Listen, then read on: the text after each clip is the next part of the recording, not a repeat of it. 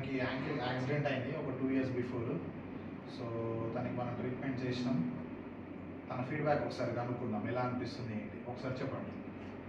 నా పేరు చంద్రశేఖర్, మాది భీమ్గా. 2 సంవత్సరాల క్రితం నాకు ఫ్రాక్చర్ అయింది, లెగ్ ఫ్రాక్చర్.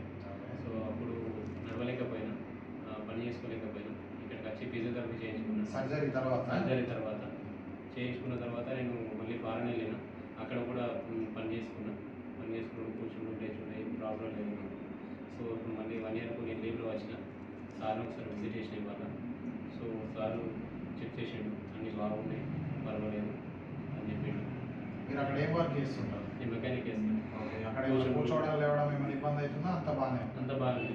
ఎట్లా చేసుకుంటారు? అట్లా వర్క్ సేమ్ వర్క్ చేసుకుంటాను.